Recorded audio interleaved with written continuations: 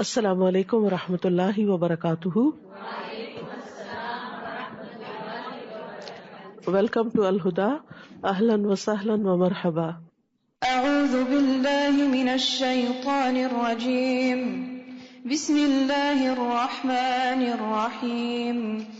یا ایہا الذین آمنوا کتب علیکم الصیام کما کتب علی الذین من قبلکم لعلکم تتقون ایاما معدودات فمن كان منكم مريضا أو على سفر فعدة من أيام أخر وعلى الذين يطيقونه فدية طعام مسكين فمن تطوع خيرا فهو خير له وَأَن تَصُومُوا خَيْرٌ لَكُمْ إِن كُنتُمْ تَعْلَمُونَ.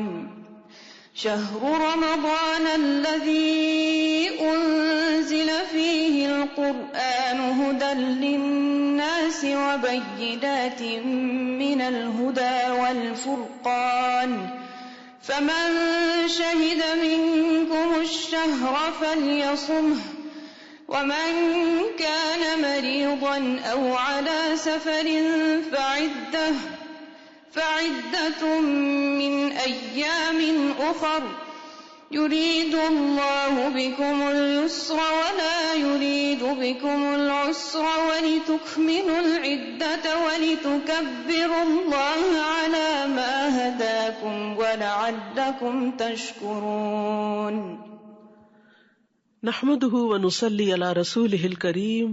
اما بعد فاعوذ بالله من الشيطان الرجيم. بسم الله الرحمن الرحيم. رب اشرح لي صدري ويسر لي امري واحلل عقدة من لساني يفقهوا قولي. يا ايها الذين آمنوا، اے لوگو جو ایمان لائے ہو. اللہ رب العزت کائنات کا مالک، کائنات کا بادشاہ ایمان والوں سے خطاب کر رہا ہے، ہم سے مخاطب ہے، مجھ سے اور آپ سے، اور ہمیں بتا رہا ہے کہ کتب علیکم الصیام، تم پر روزے فرض کر دیے گئے ہیں. عربی میں لفظ صوم بھی استعمال ہوتا ہے اور صیام بھی استعمال ہوتا ہے. صوم کا تعلق عام طور پر چپ کے روزے سے ہوتا ہے، جس طرح حضرت مریم علیہ السلام کو اللہ تعالیٰ نے حکم دیا تھا، کلی وشربی، کھاؤ پیو اور اپنی آنکھیں ٹھنڈی کرو، اور اگر تم سے کوئی بات کرے تو اس سے کہو فلن اکلم اليوم انسیا، آج میں کسی سے بات نہیں کروں گی. انی نذرت للرحمن صوما فلن اکلم اليوم انسیا، آج میں نے رحمان کے لیے صوم کی نظر مانی ہے. تو صوم کہتے ہیں چپ کے روزے کو بنیادی طور پر، لیکن جب لفظ صیام استعمال ہوتا ہے تو اس کا تعلق کھانے پینے سے اور دیگر چیزوں سے بھی ہوتا ہے. اسی لیے ایک عام روزہ ہوتا ہے جس میں انسان کھانے پینے سے رکتا ہے، اور ایک خاص روزہ ہوتا ہے جس میں انسان ہر اس چیز سے رکتا ہے جس سے اللہ سبحانہ وتعالیٰ نے روکا. اور اس کا تعلق صرف پیٹ سے نہیں ہوتا بلکہ اس کا تعلق نگاہوں سے بھی ہوتا ہے، اس کا تعلق کانوں سے بھی ہوتا ہے، اس کا تعلق زبان سے بھی ہوتا ہے، جسم کے سارے اعضاء کے ساتھ ہوتا ہے، کہ جس میں انسان اللہ کے احکامات کے آگے رک جاتا ہے. یعنی رمضان کا مہینہ جو آ رہا ہے، اس میں اللہ سبحانہ تعالیٰ نے ہمارے لیے جو روزے فرض کیے ہیں، اس میں ہمیں صرف کھانے پینے اور جنسی خواہشات ہی سے نہیں روکا بلکہ ان تمام برائیوں سے روکا ہے جو ہمارے لیے نقصان دہ ہے. اب دیکھیے کہ جب زندگی میں ہم بیمار ہو جائیں کبھی، تو پھر بہت سی ایسی چیزیں چھوڑ دیتے ہیں جو ہمارے لیے عام دنوں میں بہت مزے کی اور ہمیں بہت فائدے کی نظر آتی ہیں. پھر ڈاکٹر کے کہنے پر ہم ان تمام چیزوں کے بارے میں اپنی سوچ بدل لیتے ہیں. ہم چاہے ان کو کتنا بھی انجوائے کرتے ہوں لیکن چھوڑ دیتے ہیں کیونکہ وہ ہمارے لیے نقصان دہ ہیں، اور اس کے بجائے کچھ دوائیاں کھانے لگتے ہیں جو ہمارے لیے صحت کا باعث ہوتی ہیں. تو وہ تو انسانی علم ہے اور انسان کی خیرخواہی ہے انسان کے ساتھ، اس کو کچھ تکلیفوں سے نجات دینے کے لیے. لیکن یہاں تو اللہ رب العزت جس نے ہمیں بنایا ہے، جس نے ہمیں پیدا کیا ہے، وہ ہمیں کچھ چیزوں سے بچنے کے لیے کہہ رہا ہے. کیوں کہہ رہا ہے؟ اس لیے نہیں کہ اس میں اس کا کوئی فائدہ ہے، اس لیے کہ اس میں سراسر ہمارا ہی فائدہ ہے. وہ ہمیں کچھ ایسی النسز سے، ایسی بیماریوں سے بچانا چاہتا ہے کہ جس میں ہمارے لیے ہلاکت ہے، جس میں ہماری دنیا کا نقصان بھی ہے اور ہماری آخرت کا نقصان بھی ہے. تو اسی لیے اللہ سبحانہ وتعالیٰ نے روزے جیسی چیز کو ہمارے لیے نہ صرف یہ کہ فرض قرار دیا بلکہ عبادت بھی قرار دیا تاکہ ہم اسے خوشی خوشی اختیار کریں. تو یا ایھا الذین آمنوا، اے لوگو جو ایمان لائے ہو، کتب علیکم الصیام، تم پر روزے رکھنا فرض کر دیا گیا، کما کتب علی الذین من قبلکم، جیسا ان لوگوں پہ فرض کیا گیا جو تم سے پہلے گزرے ہیں. یعنی تمام انبیاء نے اپنی امتوں کو روزے کا حکم دیا. ان کی شریعتیں مختلف رہی ہیں لیکن بہت سے احکامات ہم میں اور ان میں کامن ہیں. یعنی یہ پابندی جو تم پر لگائی جا رہی ہے روزے کی شکل میں، یہ کوئی نئی بات نہیں ہے، یہ تو پہلے سے ہوتی چلی آ رہی ہے. اور تم تو امت وسط ہو، تم تو آخری امت ہو جس پر دین مکمل کیا جا رہا ہے، تو تم پر بھی اس کو فرض کیا جا رہا ہے. اور اس کا فائدہ کیا ہے، اس کا مقصد کیا ہے؟ لعلکم تتقون، امید ہے کہ تم بچ جاؤ گے، یا تاکہ تم، یا شاید کہ تم تقوی اختیار کرو، شاید کہ تم بچ سکو. یعنی کچھ پابندیاں تو اللہ تعالی کی طرف سے ہیں اور پھر کچھ پابندیاں تمہیں اپنے اوپر خود لگانی ہوگی تاکہ تم جہنم کی آگ سے بچ جاؤ. تتقون، تقوی کا تعلق بچنے سے ہے. یعنی کس چیز سے بچنا؟ اللہ تعالیٰ کی ناپسندیدہ چیزوں سے بچنا. اور یہ بچنا زندگی کے سارے معاملات میں ہے. صرف چند حرام چیزوں سے بچنا یا رمضان میں صرف کھانے پینے اور جنسی خواہشات سے بچنا ہی مطلوب نہیں، بلکہ ان چیزوں سے بھی بچنا کہ جو اس کو پسند نہیں. کیونکہ اللہ سے محبت کرنے والے تو بہت زیادہ کانشیس ہوتے ہیں کہ کوئی ایسا کام ہم سے نہ ہو جائے کہ جس سے ہمارا رب ہم سے ناراض ہو جائے. لہذا تقوی کی ایکسرسائز اور اس کی پریکٹس صبح سویرے ہی شروع ہو جاتی ہے. یعنی جب ہمارا الارم بجتا ہے اور ہمارے اٹھنے کی گھنٹی بجتی ہے یا فجر کی اذان ہوتی ہے تو پھر ہمارا دو میں سے ایک رویہ ہوتا ہے. ایک تو یہ کہ ہم پہلو بدل کے پھر سے سو جائیں، اور دوسرا یہ کہ ہم اللہ کی پکار پر لبیک کہتے ہوئے اٹھ جائیں اور اللہ کو یاد کریں، اللہ کا ذکر کریں، اٹھ کر نماز پڑھیں. وضو کرتے وقت بھی تقویٰ کہ ہم اپنے وضو کا پورا کریں کہ اس میں سے کوئی حصہ بھی ایسا خشک نہ چھوڑیں کہ جس سے ہمارے وضو میں کوئی خلل آئے. پھر اس کے بعد نماز میں اللہ تعالیٰ کی طرف پورا خشوع اختیار کریں. لعلکم تتقون، یہ تتقون ہر موقع پر ہے. پھر جب ہم کھانے کی میز پر ناشتے کے لیے آئے تو وہاں بھی تتقون، بچ کر احتیاط سے، صرف صحت کے اعتبار سے نہیں، حلال و حرام کا فرق کرتے ہوئے. پھر جب ہم اپنے گھر سے نکلے کام کاج کے لیے، جاب کے لیے، بزنس کے لیے، تو بھی تتقون، وہاں بھی بچنا ہے ہر غلط پریکٹس سے، ہر غلط کام سے. پھر ہم اپنے گھر والوں کے ساتھ معاملہ کریں، ایک شوہر اپنی بیوی کے ساتھ معاملہ کرے تو اس میں بھی تتقون، تقوی، بچتے ہوئے کہ کہیں میری زبان سے، میرے رویے سے، میرے معاملے سے کوئی ایسی چیز سرزد نہ ہو کہ جو میرے رب کو ناراض کر دے. وہ صرف بیوی کو خوش کرنے کے لیے اچھے بول نہیں بولے گا، وہ اپنے رب کو راضی کرنے کے لیے اچھے بول بولے گا. اینڈ وائس ورسا، بیوی اپنے شوہر کے ساتھ اس لیے اچھا معاملہ نہیں کرے گی کیونکہ شوہر اس کا بہت اچھا ہے، نہیں، وہ اس لیے کرے گی کہ یہ اس کے رب کا حکم ہے، یہ اس کے رب نے اس سے کہا ہے. اور وہاں بھی وہ اللہ سے ڈرتے ہوئے، اللہ کی ناراضگی سے بچتے ہوئے اچھے کام کرے گا. پھر اپنے ورک پلیس پر وہ اپنی نگاہوں کی حفاظت کرے گا کہ جن چیزوں سے مجھے دیکھنے سے اللہ نے روکا ہے مجھے ان کو نہیں دیکھنا. وہ اپنی اسکرین کا استعمال کرتے ہوئے، سیل فون اٹھاتے ہوئے، وہ کوئی کال اٹینڈ کرتے ہوئے، وہ کسی سے بزنس ڈیل کرتے ہوئے ہر جگہ تقوی کا لحاظ رکھے گا. تو قرآن مجید میں جتنی کثرت کے ساتھ، جتنا زیادہ تقوی کے لفظ کی ریپیٹیشن ہے شاید ہی کوئی اور لفظ ہو. کیونکہ یہی ہماری ہدایت کا ذریعہ ہے، یہی ہماری کامیابی کا ذریعہ ہے، اسی سے ہمارے لیے دنیا میں کامیابی ہے۔ ظاہر ہے کہ جو شخص بہت کانشیس ہوتا ہے، پھونک پھونک کے قدم رکھ رہا ہوتا ہے زندگی کے معاملات میں اللہ کی ناراضگی سے بچتے ہوئے، تو وہی آخرت میں بھی کامیاب ہوگا۔ تو اس لیے اللہ سبحانہ وتعالیٰ یہ تقوی حاصل کرنے کے لیے ہمیں روزوں کے ایک پورے عمل اور پروسیس سے گزار رہے ہیں، کیونکہ روزے میں انسان کو چند مخصوص چیزوں سے خاص طور پر بچنے کے لیے کہا گیا، جس میں سب سے نمبر 1 کھانا پینا ہے، کہ پانی کا ایک قطرہ یا کھانے کا ایک چھوٹا سا گرین بھی جب وقت پورا ہو جائے کہ اب اس کے بعد اور کچھ اندر نہیں جا سکتا، تو اپنا ہاتھ وہیں روک لے، اپنا چائے کا کپ وہیں روک لے، اپنا پانی کا گلاس وہیں روک لے کہ بس ٹائم ہو گیا ہے، اس کے بعد لمٹ کراس نہیں کر سکتا، اب اپنی خواہش پہ نہیں چل سکتا۔ پھر اسی طرح دن بھر آپ چاہے وضو کر رہے ہوں، چاہے کچھ بھی کر رہے ہوں، آپ سوچتے ہیں کہیں پانی میرے حلق سے نیچے نہ چلا جائے، تو یہ سب کیا ہے؟ دراصل تقویٰ کی پریکٹس ہے، بچنا بچنا بچنا۔ پھر اسی طرح جنسی خواہشات، نہ صرف یہ کہ سیکشل انٹرکورس سے منع کیا گیا، بلکہ جو چیزیں اس کی طرف لے جاتی ہیں ان چیزوں سے بھی بچنا، تاکہ وہ چیز جو حلال ہے لیکن روزے کی حالت میں حرام کر دی گئی ہے اس سے بچا جائے۔ کھانا پینا حلال ہے لیکن روزے کی حالت میں کھانے پینے سے بچنا لازم ہے۔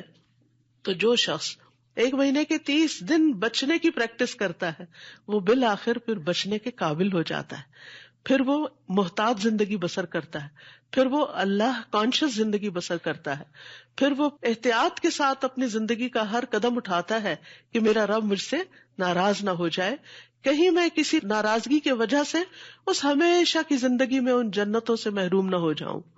تو فرمایا یا ایھا الذین آمنوا کتب علیکم الصیام کما کتب علی الذین من قبلکم لعلکم تتقون۔ روزہ تو ایک پروسیس ہے، ایک کام ہے کرنے کا، لیکن اس کا کوئی آؤٹ کم ہونا چاہیے۔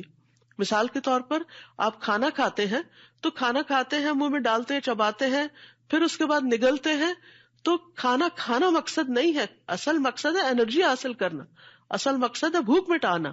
تو اسی طرح روزہ رکھنا جو ہے وہ تو ایک عبادت ہے، ایک فرض ہے، ایک پروسیس ہے، لیکن اس سے کچھ حاصل کرنا ہے، اور وہ ہے تقویٰ کی اسٹرینتھ حاصل کرنا، بچنے کی عادت، سیلف کنٹرول۔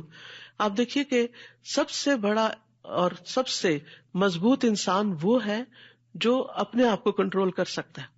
دوسروں کو کنٹرول کرنے کی تو ہر ایک کے اندر خواہش اور شوق ہوتا ہے، اور ماؤں کو دیکھیے کہ کس طرح بچوں کو اپنے کنٹرول میں، حتیٰ کہ شادی کے بعد بھی ان کو اپنے ہی کنٹرول میں رکھنا چاہتی ہیں کہ کہیں یہ بیوی کا نہ ہو جائے، یا کہیں بچوں کا رجحان زیادہ سسرال کی طرف نہ ہو جائے، اس قسم کے خدشات لاحق رہتے ہیں۔ لیکن اصل عقل مند وہ ہے، اصل کامیاب وہ شخص ہے کہ جو اپنے آپ کو کنٹرول کرنا جانتا ہے، اپنے لفظوں کو کنٹرول کرنا جانتا ہے، اپنے غصے کو کنٹرول کرنا جانتا ہے، اپنی نفرت کو کنٹرول کرنا جانتا ہے، اپنے انتقامی جذبات کو کنٹرول کرنا جانتا ہے۔ اور جو شخص اپنے اوپر کنٹرول کرنا نہیں جانتا، وہ پھر کسی بھی کام کے قابل نہیں، وہ انسان بہت ہلکا ہے، وہ انسان بہت کمزور ہے۔ انسان کی اصل اسٹرینتھ اس میں ہے کہ انسان اپنے آپ کو اس چیز سے بچا لے کہ جو اس کے لیے ہلاکت خیز ہے۔ یاد رکھیے، آگ سے بڑھ کر، جہنم سے بڑھ کر ہلاکت خیز چیز کون سی ہو سکتی ہے؟ تو یہ روزہ دراصل ہمیں اس جہنم سے بچنے کے لیے ایک اسٹرینتھ دیتا ہے کہ تم اپنے آپ کو ان چیزوں سے روک لو۔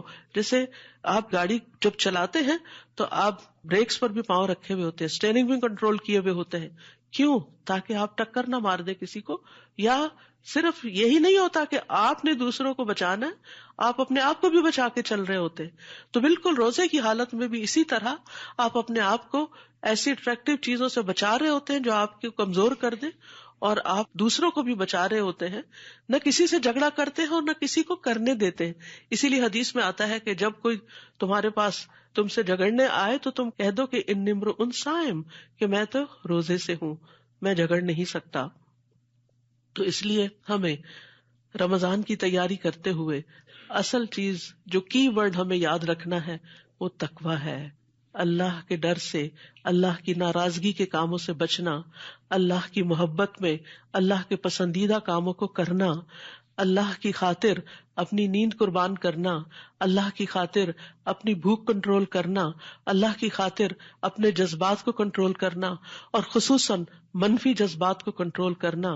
نہ صرف یہ کہ روزے سے فزیکل کلینزنگ ہوتی ہے، بلکہ اخلاقی اعتبار سے، روحانی اعتبار سے اور بہت سے اعتبارات سے انسان صاف ہو جاتا ہے، پاک ہو جاتا ہے، بچ جاتا ہے، ہلاکت میں پڑنے سے رک جاتا ہے.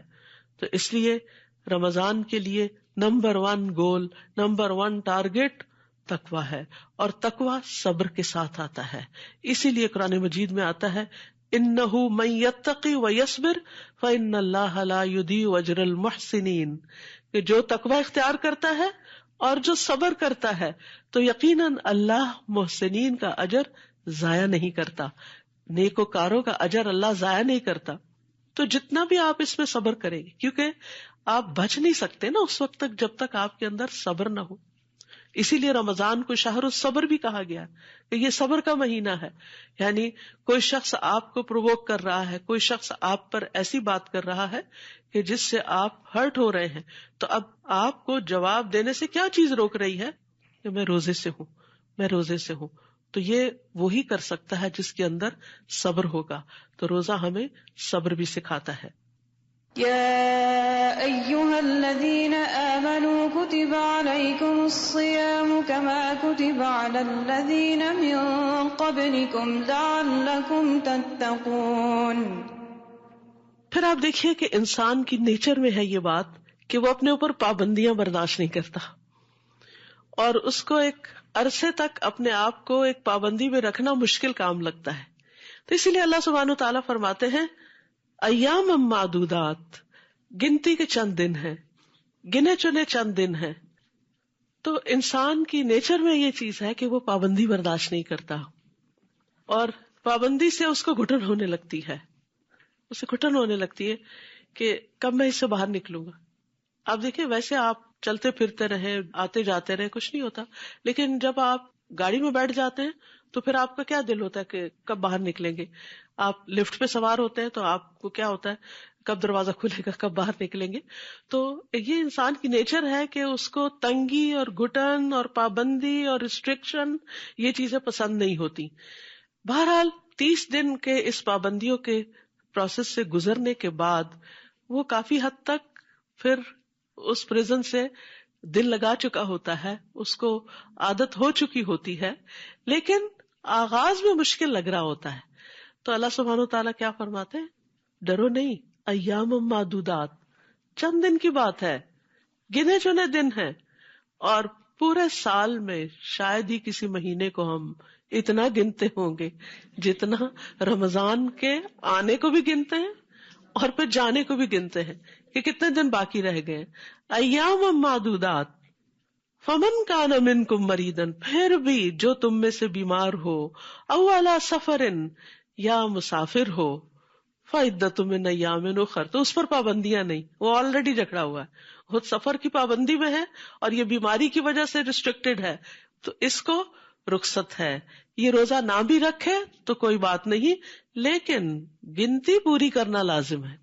تو یہ یاد رکھیے کہ ہر مسلم عاقل بالغ انسان پر اگر 30 کا مہینہ ہے تو 30 دن کے روزے فرض ہیں، اگر 29 کا ہے تو 29 دنوں کی گنتی پوری کرنا لازم ہے.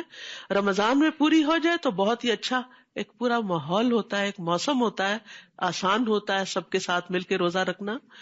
لیکن اگر بیماری کی وجہ سے نہیں رکھ سکے تو بعد میں جتنا جلدی ہو اپنے روزوں کی گنتی کو پورا کر لیا جائے. 4 چھوڑے ہیں تو 4 قضا رکھ لیں، 10 چھوڑے ہیں تو 10 قضا رکھ لیں.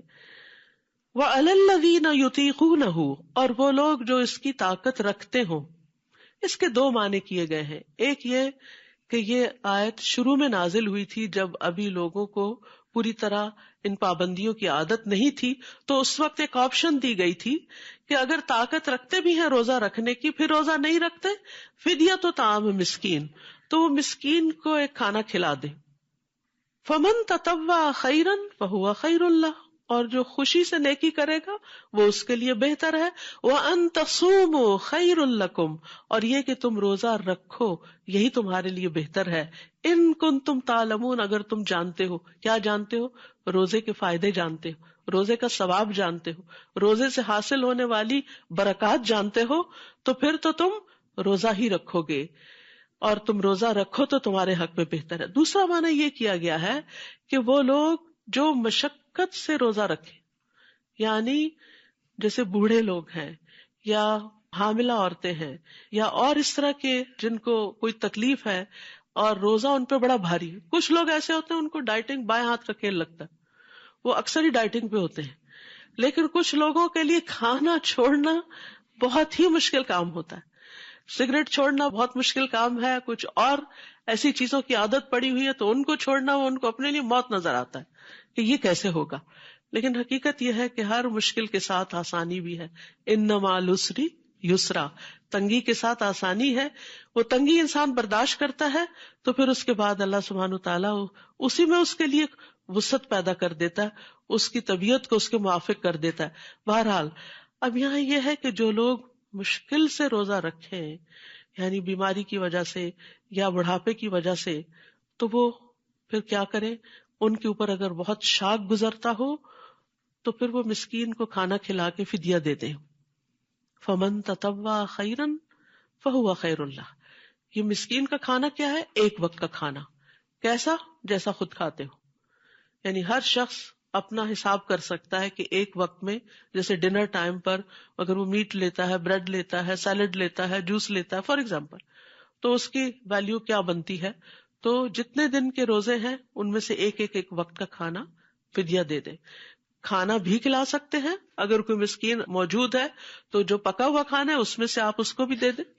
اور اگر مسکین آس پاس کوئی نہیں، جیسے آپ کو ایسا شخص وقت پر نہیں ملتا، تو ایسی صورت میں آپ راشن بھی دے سکتے ہیں، آپ اکٹھا بھی دے سکتے ہیں، آپ ڈیلی بیسس پہ بھی دے سکتے ہیں. لیکن یہ ہے کہ ایک وقت کا کھانا لازم ہے. یہاں پر فرمایا فمن تطوع خیرن، جو خوشی سے نیکی کرے، فہو خیر اللہ، تو وہ اس کے لیے بہت اچھا ہے. اب یہ خوشی سے نیکی کرنے کا مطلب کیا ہے کہ ایک وقت کی بجائے 2 وقت کا دے دے، یعنی صبح شام کا سحری افطاری دونوں دے دے تو یہ اس کو ڈبل فائدہ ہو جائے گا، دوہرا اجر مل جائے گا. وَأَن تَصُومُوا خَيْرٌ لَكُمْ، اور یہ کہ تم روزے ہی رکھو تو اچھا ہے. ان کنتم تعلمون، اگر تم جانتے ہو. تو ایسے لوگ جو کسی بیماری کی وجہ سے ڈاکٹر سے پرسکرپشن لے آئے روزہ نہ رکھنے کی، پھر بھی کوشش کریں ٹرائی کرنے کی، کیونکہ میں نے کئی لوگوں کو یہ مشورہ دیا ہے اور یہ کامیاب مشورہ ہوا ہے. اور مشورہ میرا یہ ہوتا ہے کہ آپ روزہ رکھیں اور نیت یہ کریں کہ اگر میں مرنے لگی تو میں کھول لوں گی. کبھی آپ نے سنا کہ وہ روزہ رکھ کے اس کی ڈیتھ ہو گئی؟ روزے سے ڈیتھ نہیں ہوتی، کھانے سے ضرور ہو سکتی، فوڈ پوائزن وغیرہ تو ہوتے رہتے ہیں. تو اچھا بھلا صحت مند انسان لمبے روزے کا سوچ کے سوچنے لگتا ہے کہ میرے پاس کوئی عذر ہے کہ میں بھی ان لوگوں میں شامل ہو جاؤں کہ جن کو روزہ چھوڑنے کی اجازت ہو. یعنی شیطان انسان کے دل میں ایسے وسوسے ڈالتا ہے.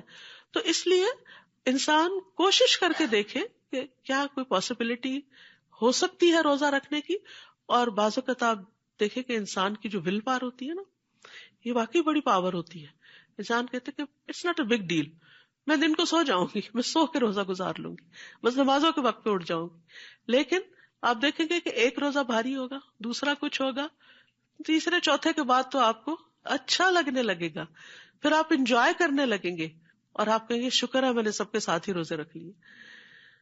وَأَن تَصُومُوا، تو اصل ریکمنڈیشن کیا ہے؟ روزہ رکھنے ہی کی. یعنی اس کا کوئی عوض نہیں، کوئی چیز اس کے برابر نہیں.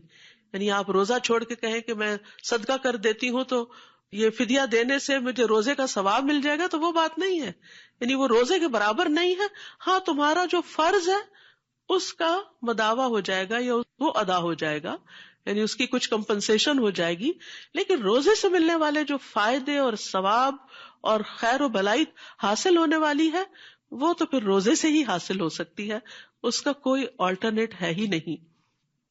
ایاما معدودات فمن كان منكم مريضا أو على سفر فعدة من أيام أخر وعلى الذين يطيقونه فدية طعام مسكين فمن تطوع خيرا فهو خير له وأن تصوموا خير لكم إن كنتم تعلمون.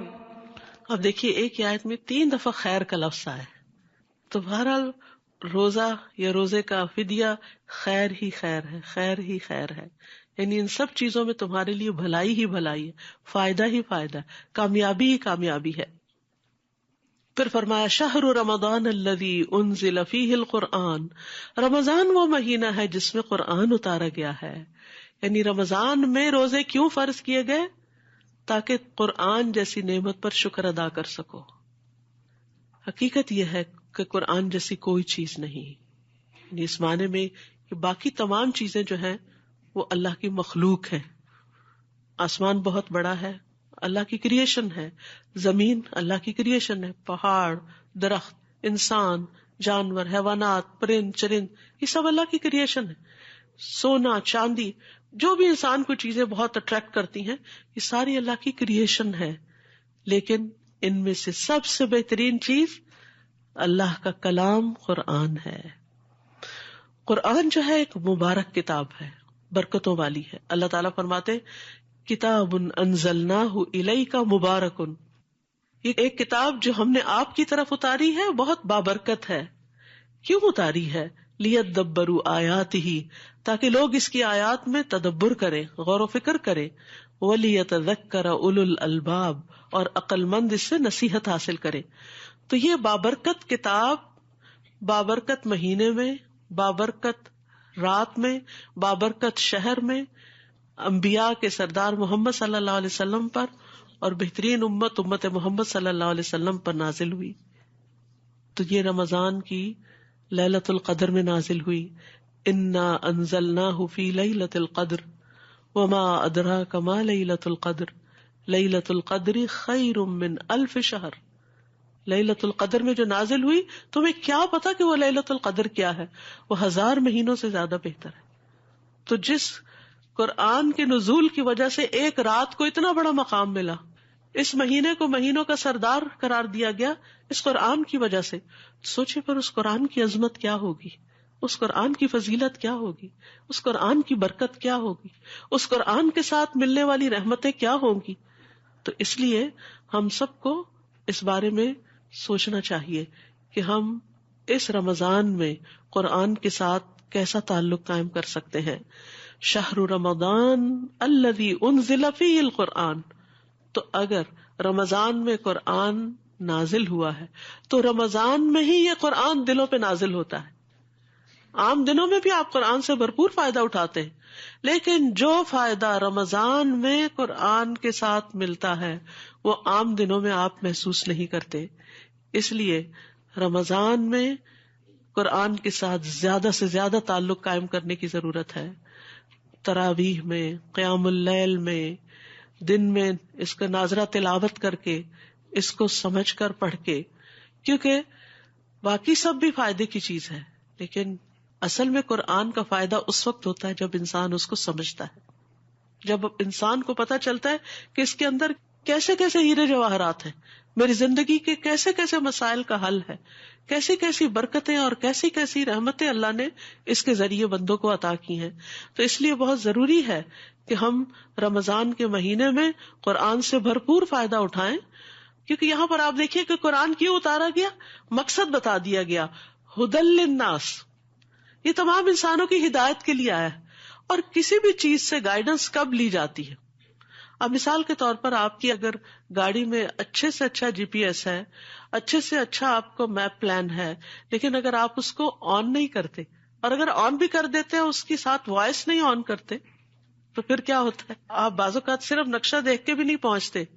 آپ کو جب وہ بتاتی رہتی ہے، مسلسل انسٹرکشن ملتی رہتی ہے، ٹرن رائٹ، ٹرن لیفٹ، اتنے 100 میٹر پہ اتنے کرے، یہ کرے وہ کرے، تو پھر آپ کو کتنی آسانی ہو جاتی ہے، پھر آپ صحیح منزل پہ پہنچ جاتے ہیں. ورنہ بازو کا نقشہ بھی سامنے رکھا ہوتا ہے، سنتے نہیں، سمجھتے نہیں، تو ایک موڑ غلط کاٹ کے کہیں سے کہیں پہنچ جاتے، بھٹکتے پھرتے. اور آپ کو پتا ہے کہ بھٹکنا کتنا تکلیف دہ ہوتا ہے. ہو سکتا ہے آپ میں سے کوئی یہاں آتے ہوئے رستہ بھٹکا ہو اور اس کا وقت ضرورت سے زائد لگ گیا ہو، تو انسان کو کتنی تکلیف ہوتی ہے. تو اس زندگی میں بھی ہر انسان کے ذہن میں بے پناہ سوالات ہوتے ہیں، کنفیوژن ہوتی ہیں. اپنی زندگی کے بارے میں انسان کہتا ہے میرے ساتھ ایسا کیوں ہو گیا، یہ ایسا کیوں ہے، یہ ویسا کیوں ہے، میرے ساتھ یہ مسائل کیوں پیش آ رہے ہیں، میرے ہی بچے ایسے کیوں ہیں، میرا ہی ہسبینڈ ایسا کیوں ہے، یہ کیوں ہو رہا ہے. ان سارے سوالات کے جواب آپ کے پیدا کرنے والے کے سوا آپ کو کون دے سکتا ہے؟ وہ صرف آپ کا رب ہی آپ کو بتا سکتا ہے. آپ انسانوں کے پاس کاؤنسلنگ کے لیے جاتے ہیں، ایک کے پاس جاتے ہیں وہ آپ کو ایک مشورہ دیتا ہے، دوسرے کے پاس جاتے ہیں وہ آپ کو کوئی اور دیتا ہے، دوست سے بات کرتے ہیں وہ کوئی اور ہی کہانی بتاتی، اماں سے بات کرتے ہیں وہ کوئی اور نصیحت کرتی. انسان حیران پریشان ہو کے سوچتا ہے کس کی بات مانوں کس کی نہ مانوں. ہیں تو یہ سارے میرے پیارے اور بہت اچھے سہارے، لیکن یاد رکھیے ہم سے ہمارے خالق سے بڑھ کر کوئی پیار نہیں کرتا، اس سے بڑھ کر ہمارا کوئی خیر خواہ نہیں. اسی لیے اس نے اپنی محبت اور اپنی خیر خواہی کا ثبوت دیتے ہوئے ہمیں یہ کتاب دی ہے تاکہ ہم اس سے گائیڈنس حاصل کریں. اسی لیے قرآن کے شروع میں ہی اللہ تعالیٰ فرماتے ہیں ذالک الکتاب لا ریب فیہ ھدی للمتقین، یہ کتاب جس میں کوئی شک نہیں، یہ ہدایت کے لیے آئی. لیکن کس کو ہدایت دے گی؟ متقی لوگ. اب آپ دیکھیے کہ رمضان اور تقوی اور ہدایت اور تقوی، روزے سے آپ کو کیا ملے گا؟ تقوی ملے گا، اور پھر قرآن سے آپ کو گائیڈنس ملے گی، اور یہ گائیڈنس آپ کو رمضان میں زیادہ ملے گی جب آپ تقوی کی حالت میں ہوں گے یا تقوی اٹین کر رہے ہوں گے. تو یہاں پر اللہ تعالیٰ فرماتے ہیں ھدی للناس وبینات من الھدی والفرقان، اور اس میں کلیئر پروفس ہیں، واضح دلائل ہیں. یعنی ایسا نہیں کہ صرف ایک مبہم سی کوئی گائیڈ لائن دی جا رہی ہے، اس سے پورے دلائل کے ساتھ آپ کو بات سمجھائی جائے گی کہ ہدایت کس کو کہتے ہیں اور کس معاملے میں انسان کو کیا رویہ اختیار کرنا چاہیے. اور فرقان فرق کرنے سے ہے، یعنی جس میں انسان اچھے اور برے، حلال اور حرام، جائز اور ناجائز، صحیح اور غلط میں تمیز کر سکتا ہے، یعنی فرق کر سکتا ہے. انسان کو واضح طور پر پتہ چل جاتا ہے. یہ قرآن ایک نور ہے، ایک روشنی ہے کہ جس سے آپ کو پتہ چلتا ہے کہ آپ کو کیا کرنا چاہیے اور کیا نہیں کرنا چاہیے، کیا چیز آپ کے فائدے کی ہے اور کیا چیز آپ کے لیے نقصان دہ ہے. فَمَن شَهِدَ مِنْكُمُ الشَّهْرَ فَلْيَصُمْ، پھر وہی دوبارہ بات کی گئی. تو جس کو یہ مہینہ ملے، جو اس مہینے کو پائے، جس کی زندگی میں رمضان آ جائے، اسے چاہیے کہ روزے رکھے. تو اس سے پتہ چلتا ہے کہ رمضان میں سب سے اہم ترین عبادت روزہ ہے. یعنی آپ چاہے دن بھر قرآن پڑھتے رہے اور رات بھر قیام کرتے رہے لیکن روزہ نہ رکھے تو بات نہیں بنے گی. قرآن کا فائدہ، دعا کا فائدہ، صدقہ خیرات کا فائدہ، ہر چیز کا فائدہ روزے کے ساتھ ہے. اسی لیے پھر تکرار سے تاکیدی حکم دیا جا رہا ہے کہ فمن شہد منکم الشہر. شاہدہ کا لفظ بڑا دلچسپ ہے. شاہدہ کا مطلب ہوتا ہے دیکھنا، مشاہدہ کرنا. تو آپ دیکھیے کہ رمضان کا چاند دیکھنا چاہیے، اس کے لیے کوشش کرنی چاہیے. بادل ہو تو اور بات ہے، ورنہ اہتمام کرنا چاہیے. اور چاند دیکھ کر روزہ رکھنا چاہیے. اور جب چاند نظر آ جائے تو پھر دعا بھی پڑھنی چاہیے. ہوپ فلی آپ کے پاس شہر رمضان کتاب ہوگی جس میں شروع میں ہی دعائیں دے دی گئی ہیں. وہ دعائیں آپ دیکھ کے بھی پڑھ سکتے ہیں، ویسے تو یاد کر لیجئے کیونکہ ہر مہینے کے شروع میں وہ دعا پڑھنی چاہیے جب بھی چاند نظر آ جائے. کیونکہ بعض اوقات پہلی رات کا چاند نہیں بھی نظر آتا تو دوسری رات نظر آ جاتا ہے، دوسری رات پڑھ لیجئے. اور بہت خوبصورت دعا ہے جس میں انسان اپنے لیے اللہ تعالیٰ سے برکت مانگتا ہے اور اس مہینے کی خیر مانگتا ہے. ہم سب کو ہر دن کی، ہر مہینے کی خیر چاہیے اور شر سے بچنے کی ضرورت ہے ہم سب کو. تو اس لیے اس دعا سے بھرپور فائدہ اٹھائیے اور اس وقت اللہ کا شکر ادا کیجیے. جب آپ چاند دیکھ لیں تو مسنون دعا پڑھنے کے بعد کچھ اور دعائیں بھی دل میں ضرور مانگے کہ اللہ تعالیٰ اس مہینے کو ہمارے لیے آسان کر دے. اللہم لا سہل الا ما جعلتہ سہلا وانت تجعل الحزن سہلا اذا شئت. اللہ کچھ آسان نہیں جب تک کسی چیز کو تو آسان نہ کرے. لا سہل الا ما جعلتہ سہلا وانت تجعل الحزن سہلا، اور تو ہی مشکل کو آسان کرتا ہے اذا شئت، جب تو چاہتا ہے. تو آسانی مانگے کہ اللہ روزہ رکھنا آسان کر دے، یا اللہ روزے کے ساتھ سارے جو میرے کام اور ذمہ داریاں ان کو پورا کرنا آسان کر دے، یا اللہ راتوں کا قیام آسان کر دے، یا اللہ میرے لیے صدقہ خیرات کرنا آسان کر دے، یا اللہ نیکیوں کی زیادہ سے زیادہ توفیق دے دے مجھے، اور ہر طرح کی آسانیاں کر دے، کیونکہ جب آسانی ہوگی تو انشاءاللہ آپ کو پتہ بھی نہیں چلے گا، اور رمضان کے اینڈ میں آپ کہیں گے کاش یہ سارا سال ہی رمضان ہوتا، کتنی ٹائم مینجمنٹ ہو گئی تھی، کتنی ہر چیز اپنے وقت پر اپنی جگہ پر آ گئی، کتنے ہی کام وقت پر سمٹ گئے. کیونکہ ویسے تو ہم کھانے کی بیس پہ بیٹھتے ہیں تو اٹھتے ہی ٹائم لگا دیتے ہیں، لیکن رمضان میں جب ڈنر کرتے ہیں تو کیا ہوتا ہے، تراویح کے لیے جانا ہے، جلدی کرو، بس کرو، ختم کرو، بس اتنے بجے ٹائم ختم، اور اس کے بعد آپ چیزیں سمیٹ دیتے ہیں. سحری کے وقت آپ سحری کھا رہے ہیں، بس ٹائم ہو رہا ہے، ختم کر دو یہاں پر. یہ عام دنوں میں ہو ہی نہیں پاتا. 5 منٹ اوپر 5 منٹ نیچے تو کوئی بات ہی نہیں، چاہے ہم کچھ بھی کر رہے ہو. اور جو خواتین ماشاءاللہ آرام سے گھروں میں رہتی ہیں ان کے تو ویسے ہی پھر موج ہوتی ہے، جتنا چاہیں ٹائم لمبا کر لیں. ایک چائے کا کپ چاہے آدھے گھنٹے میں پیئیں، اور وہ ختم ہو تو ایک اور بنا کے پینا شروع کر دیں. اپنی آزادی ہے، اپنی دنیا ہے، جو چاہے کریں. تو رمضان میں یہ ساری چونکہ ہماری اپنی ہی عادتیں کنٹرول ہو جاتی ہیں تو بہت سارا وقت بچ جاتا ہے، اس میں بہت ساری نیکیاں کمانے کا موقع مل جاتا ہے، اس میں بہت کچھ سیکھنے کا وقت مل جاتا ہے، عبادت کا وقت مل جاتا ہے، تلاوت کا وقت مل جاتا ہے. یعنی عام دنوں سے زیادہ قرآن پڑھتے ہیں، عام دنوں سے زیادہ دعائیں کرتے ہیں، عام دنوں سے زیادہ صدقہ خیرات کرتے ہیں، عام دنوں سے زیادہ دوسروں کو کھانا کھلاتے ہیں، تو عام دنوں سے زیادہ اچھے اچھے کام کر رہے ہوتے ہیں، تو برکتیں ہی برکتیں ہو جاتی ہیں اپنی بس کچھ ایسی عادتوں کو کنٹرول کر کے. تو یہ اللہ تعالیٰ کی بہت بڑی رحمت ہے. پھر فرمایا وَمَنْ كَانَ مَرِيدًا أَوْ عَلَى سَفَرٍ فَعِدَّةٌ مِّنْ أَيَّامٍ أُخَرَ، جو بیمار ہو یا سفر پر ہو تو دوسرے دنوں سے گنتی پوری کر لے. دوبارہ وہی حکم ہے. پھر فرمایا یرید اللہ بکم اليسر ولا یرید بکم العسر. کتنا پیارا ہے ہمارا رب، اللہ تمہارے لیے آسانی چاہتا ہے، مشکل نہیں چاہتا. یعنی وہ بیمار کو اور مسافر کو روزے کی پابندی ڈال کے مشقت میں نہیں ڈالنا چاہتا. اللہ تعالیٰ چاہتا، اللہ تو اللہ ہے، وہ تو ہمارا رب ہے، وہ ہمارا مالک ہے، اسی کی طرف ہم نے جانا ہے. وہ جو چاہے ہمیں حکم دے سکتا ہے، ہمارے پاس جو کچھ ہے سب اسی کا تو ہے. اب مثال کے طور پر آپ کسی گھر کے مالک ہوتے ہیں، اس میں کسی کرایہ دار کو رکھتے ہیں، تو اس کے بعد یہ ہے کہ جو بھی کانٹریکٹ ہوتا ہے اس کے مطابق جب چاہیں آپ اس کو پھر ختم کر لیتے ہیں، کیونکہ آپ کا گھر ہے نا، آپ مالک ہیں، آپ نہیں رکھنا چاہتے کسی کو، آپ کچھ تبدیلی کرنا چاہتے ہیں اس میں. تو بہت سی چیزیں جس کا انسان مالک ہوتا ہے یا جس حد تک مالک ہوتا ہے اس میں اس کے اختیارات ہوتے ہیں. تو اللہ تو ایبسولوٹ مالک ہے، اس کے تو پورے پورے اختیارات ہیں.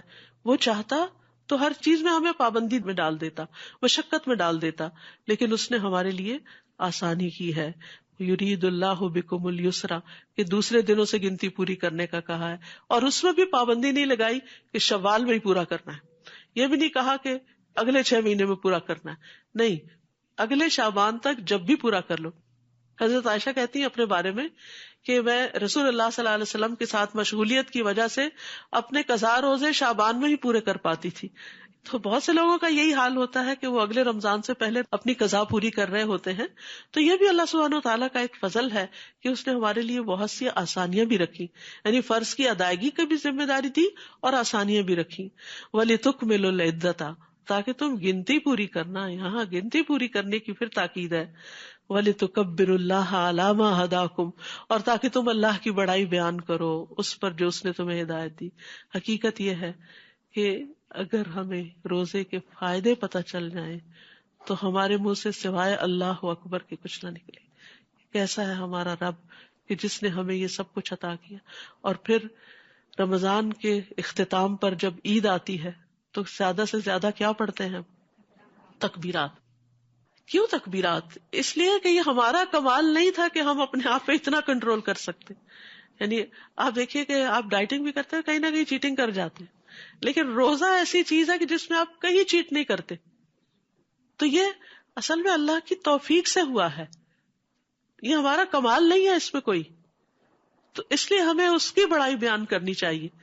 اور اس لیے بھی کہ کوئی شخص 30 روزے رکھ کر پورے قیام کر کے اور ساری نیکیاں کر کے کسی غرور میں مبتلا نہ ہو جائے، اپنے آپ کو بڑی چیز نہ سمجھنے لگے کہ میں تو اب دوسروں کے مقابلے میں بہت نیک ہو چکا ہوں. اور دوسرے نعوذ باللہ کمتر ہیں جنہوں نے روزے کسی بیماری کی وجہ سے یا عذر کی وجہ سے نہیں رکھے، یا اتنا قیام نہیں کر سکے، یا اتنی نیکیاں نہیں کر سکے. ہمیں توفیق ہو گئی، ہمیں تو اعتکاف کی بھی توفیق ہو گئی اور عمرے پہ جانے کی بھی ہو گئی اور فلاں بھی نیکی کر لی فلاں بھی. ان سب نیکیوں کو کرنے کے بعد اس کثرت سے تکبیرات شروع ہو جاتی ہیں کہ اللہ اکبر لا الہ الا اللہ واللہ اکبر وللہ الحمد. یہ ساری تعریف تو اللہ ہی کے لیے ہے. کیوں؟ اس لیے کہ الا ما ہداکم، اس پر جو اس نے تمہاری رہنمائی کی، اس نے تمہیں ہدایت دی، اس نے تمہیں اس طرف متوجہ کیا کہ تم اپنے دنیا اور آخرت کو رمضان میں کس طرح سنوار سکتے ہو، روزہ اور قرآن کے ذریعے. وَلَعَلَّكُمْ تَشْكُرُونَ، اور تاکہ تم شکر ادا کرو، یعنی نیکی کی توفیق پر بھی شکر، قرآن کے نزول پر بھی شکر، ہدایت کے ملنے پر بھی شکر، اور پھر ہر لمحے بھوک پیاس کاٹ کر بھی نعمتوں پر شکر. کیونکہ جب ہم بھوک پیاس کاٹتے ہیں نا تو پھر ہمیں ان لوگوں کا ضرور خیال آتا ہے جن کے پاس 2 وقت کا کھانا نہیں ہوتا. دنیا میں آپ دیکھیے بے شمار لوگ پاورٹی لائن سے بلو، کتنے سارے لوگ ہیں جن کو 2 وقت کا کھانا نہیں ملتا. تو جب رمضان میں انسان بھوک اور پیاس کی شدت سے گزرتا ہے، اور خصوصاً گھر کے اندر بیٹھ کے یا اندر آفیسز میں ورک کرتے ہوئے، تو وہ بھوک اور پیاس نہیں لگتی. کتنے ہی لوگ ہیں جو سڑکوں پہ مزدوری کر رہے ہوتے ہیں اور مشکل کام کر رہے ہوتے ہیں اور سخت مشقت میں روزہ رکھے ہوئے ہوتے ہیں. آپ نے کبھی مشاہدہ کیا ہوگا جن لوگوں کا گاؤں وغیرہ سے تعلق ہے کہ جہاں پر نہ ایئر کنڈیشنرز ہوتے ہیں، بعض اوقات بجلی نہیں ہوتی، بعض اوقات پنکھا ہی نہیں ہوتا، اور بعض اوقات ٹھنڈی چھاؤں بھی نہیں ہوتی کیونکہ اتنی لو چل رہی ہوتی ہے کہ انسان کے لیے واقعی روزہ رکھنا مشکل ہوتا ہے. ہماری نانی بتایا کرتی تھی کہ اس وقت ظاہر اتنی بجلی اور اتنے انتظامات نہیں ہوتے، تو کہتی تھی کہ ہم مل کے باریک دوپٹے پانی میں بھگو کر اپنے اوپر ڈالا کرتے تھے تاکہ روزے کی شدت کم ہو جائے ہم سے. تو یہ ہے وَلَعَلَّكُمْ تَشْكُرُونَ، تاکہ تم شکر ادا کرو کہ کس طرح اللہ تعالیٰ نے تمہیں 11 مہینے آزادی دے رکھی ہے. 11 مہینے تم کھاؤ پیو، اپنے وقت پہ سو جاؤ، اپنے کام کاج کرو، لیکن 1 مہینہ ایسا گزارو کہ پھر جس میں تم سیلف امپروومنٹ کر سکو، اور اس کے بعد پھر تمہارے اندر کچھ اچھی نئی عادتیں ڈیولپ ہوں. اور وہ اچھی عادتیں صرف اس کے اندر ڈیولپ ہوتی ہیں جس کے اندر سیلف کنٹرول ہوتا ہے. جو شخص اپنے اوپر کنٹرول نہیں رکھ سکتا، اپنی زبان پہ نہیں رکھ سکتا، اپنے تھاٹس کو کنٹرول نہیں کر سکتا، اپنی نگاہوں کو کنٹرول نہیں کر سکتا، اپنی بری عادتوں کو کنٹرول نہیں کر سکتا، پھر وہ کبھی بھی امپروومنٹ کی طرف نہیں جا سکتا، وہ بہتر انسان نہیں بن سکتا. تو روزہ دراصل ہمیں مشکل میں ڈالنے کے لیے نہیں آیا، روزہ دراصل ہماری زندگی آسان کرنے کے لیے آیا. وقتی طور پہ مشکل ہے، لیکن اگر ہماری عادتیں سنور جاتی ہیں تو ہمارے لیے زندگی میں بہت سی، ہمارے ریلیشن شپ میں آسانیاں ہو جاتی. مثلاً آپ دیکھیے، ہم میں سے کون ایسا ہوگا جس کا یہ دل نہ چاہتا ہو کہ مجھے تہجد پڑھنے کی عادت ہو جائے. ہر ایک رش کرتا ہے ان لوگوں پر جو تہجد پڑھتے ہیں، اور ہم میں سے ہر ایک یہ چاہتا ہے، چاہے ہم میں سے کوئی کیسا بھی مسلمان ہو نا، لیکن اگر اس سے آپ پوچھیں کہ تمہارا دل چاہتا ہے تہجد پڑھنے کو، تو کہے گا ہاں میرا دل چاہتا ہے، پر میں کیا کروں، مجھ سے صبح اٹھا نہیں جاتا، میں اٹھنا چاہتا ہوں. تب آپ دیکھیے 30 دن جو صبح اٹھتا ہے نا سحری کے وقت، تو 30 دن کے بعد پھر اس کی اس وقت سونے کی عادت ٹوٹ چکی ہوتی. اگر وہ تھوڑی سی محنت اور کر لے تو رمضان کے بعد بھی اٹھ سکتا ہے. اور رمضان کے بعد شوال میں جو 6 روزے اور آتے ہیں تو 6 دن اور پھر اٹھتا ہے سحری کے لیے، کیونکہ سحری بابرکت کھانا ہے، تو پھر اس کو تہجد کی عادت ہو سکتی ہے. تو بہت سارے لوگ رمضان کی ٹریننگ سے گزر کر اچھی عادتیں اپنے اندر ڈال لیتے ہیں.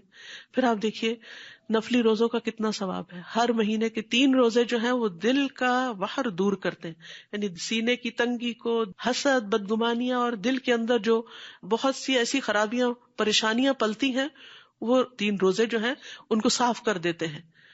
لیکن ہم میں سے بہت سے لوگ چاہنے کے باوجود نہیں رکھ پاتے. نبی صلی اللہ علیہ وسلم سوموار کا روزہ رکھتے تھے، جمعرات کا روزہ رکھتے تھے، لیکن ہم نہیں رکھ پاتے کیونکہ ہمیں اتنی کھانے کی اور باقی روٹین کی عادت ہو چکی ہوتی. لیکن رمضان کے بعد ان نئی نفلی عبادات کو اڈاپٹ کرنا بہت آسان ہو جاتا ہے. تو اگر اس طرح کا بھی کچھ ٹارگٹ رکھ لیا جائے کہ اس رمضان کے بعد انشاءاللہ میں تہجد نہیں چھوڑوں گی، یا اس رمضان کے بعد میں نفلی روزے اختیار کر لوں گی، چاہے ہر سوموار جمعرات نہیں بھی تو کم از کم مہینے کے 3 روزے جو ایام 20 کے روزے ہوتے ہیں. اور کئی لوگوں کو میں نے دیکھا ہے کہ ماشاءاللہ رمضان کے بعد ان کے اندر یہ اسٹرینتھ آ گئی، کیونکہ وہ خوف نکل جاتا ہے نا جو ہمیں ہوتا ہے، نہیں مجھے بھوک لگ جائے گی، نہیں مجھے پیاس لگ جائے گی، نہیں میرے سے یہ کام نہیں ہوگا، یہ مشکل ہوگی، لیکن پھر انسان کے لیے آسانی ہو جاتی. تو نیکیوں کی توفیق ملنے پر لعلکم تشکرون، تاکہ تم شکر ادا کرو، شکر گزار بن جاؤ. شهر رمضان الذي أنزل فيه القرآن هدى للناس وبينات من الهدى والفرقان فمن شهد منكم الشهر فليصمه ومن كان مريضا أو على سفر فعدة من أيام أخر يريد الله بكم اليسر ولا يريد بكم العسر ولتكملوا العدة ولتكبروا الله على ما هداكم ولعلكم تشكرون. تو کتنی چیزیں ہمارے اندر پیدا ہوں گی انشاءاللہ رمضان کی برکت سے. سب سے پہلے تو تقوی، پھر اس کے بعد ہدایت، پھر اس کے بعد اللہ کی بڑائی کا احساس، پھر اس کے بعد اللہ کی شکر گزاری کا احساس، اور پھر بیچ میں ایک میزان، ایک کرائیٹیرین اچھے اور برے میں فرق کرنے کا. یہ بھی رمضان میں قرآن پڑھ کر انسان کے اندر آ جاتا ہے. نبی صلی اللہ علیہ وسلم ہر رمضان میں جبریل علیہ السلام کے ساتھ مل کر قرآن کا دور کرتے تھے، یعنی اکیلے پڑھنے کی بجائے جبریل علیہ السلام کے ساتھ مل کے پڑھا کرتے تھے، ان سے سنتے بھی تھے اور ان کو سناتے بھی تھے. تو اسی مناسبت سے انشاءاللہ اس سال بھی رمضان میں دورہ قرآن ہوگا روزانہ. رمضان سے پہلے شعبان کا مہینہ بھی ایسا ہے کہ جو بڑی خیر و برکت والا ہے. اس کے بارے میں آپ نے فرمایا کہ بہت سے لوگ اس سے غافل ہوتے ہیں، یعنی جو رجب اور رمضان کے بیچ میں ایک مہینہ ہے، لوگ اس کی خیر سے واقف نہیں ہوتے، اس لیے اس میں پوری طرح وہ نیکیوں کی طرف متوجہ نہیں ہوتے. حدیث میں آتا ہے کہ نبی صلی اللہ علیہ وسلم شعبان کے مہینے میں باقی تمام، یعنی رمضان کو چھوڑ کر باقی تمام مہینوں کے مقابلے میں زیادہ روزے رکھتے تھے، یعنی سب سے زیادہ روزے رمضان کے بعد شعبان میں رکھا کرتے تھے. اسی طرح سلف صالحین جو تھے وہ رمضان کے علاوہ سب سے زیادہ قرآن بھی شعبان میں پڑھا کرتے تھے. تو اس لیے انشاءاللہ ہم شعبان ہی میں، یعنی مڈ شعبان کے بعد دورہ قرآن شروع کر رہے ہیں، تاکہ آپ کو آخری عشرہ پھر اور زیادہ راتوں کی عبادت کے لیے مل جائے. کیونکہ نبی صلی اللہ علیہ وسلم آخری عشرے میں خود بھی جاگتے تھے، گھر والوں کو بھی جگاتے تھے. اور بہت سے لوگ اعتکاف بھی کرتے ہیں. مصنون اعتکاف تو مسجد کے اندر ہی ہوتا ہے، لیکن جو خواتین گھر نہ چھوڑ سکتی ہوں وہ گھر کے اندر ایک گوشے میں بیٹھ کر، اگر اس کو اعتکاف نہ بھی کہیں تو ایک جگہ جم کے بیٹھ کے اپنی عبادت کر سکتی ہیں. کیونکہ وہ ایک جگہ سکلوڈ ہو کے بیٹھنے کا فائدہ یہ ہوتا ہے کہ سب کو پتا ہوتا ہے کہ وہ کسی کام سے بیٹھا ہوتا ہے. جب آپ اپنے ڈیسک پہ گھر پہ بھی بیٹھ جاتے ہیں اپنا کام لے کے، تو سب کو پتا ہوتا ہے اب اماں کو ڈسٹرب نہیں کرنا، وہ اپنے آفس ورک میں ہے. کئی لوگ گھروں سے کام کرتے ہیں تو ان کا ایک اسکیجول ہوتا ہے. تو اسی طرح گھر میں بھی عبادت کا ایک اسکیجول آپ بنا سکتے ہیں. تو اس لیے انشاءاللہ تعالی اللہ سبحانہ تعالیٰ کے فضل سے آپ نے پورے قرآن سے گزرنا ہے. کوشش کرنی ہے کہ کوئی سپارہ آپ کا چھوٹے نہیں، اور ہر سپارے کے اندر سے کم از کم 3 ایکشن پوائنٹس جو ہیں، یعنی 3 ایسے عمل کے نقطے اپنے لیے نکال لیں، تو آخر میں پورے سال کے لیے آپ کے پاس مٹیریل جمع ہو جائے گا کہ کیا کیا کرنا. تھنگس ٹو ڈو، یعنی آپ کی سیلف امپروومنٹ کے لیے اللہ سبحانہ تعالیٰ کی دی ہوئی رہنمائی میں سے آپ اپنے لیے کیا کیا اختیار کرتے ہیں.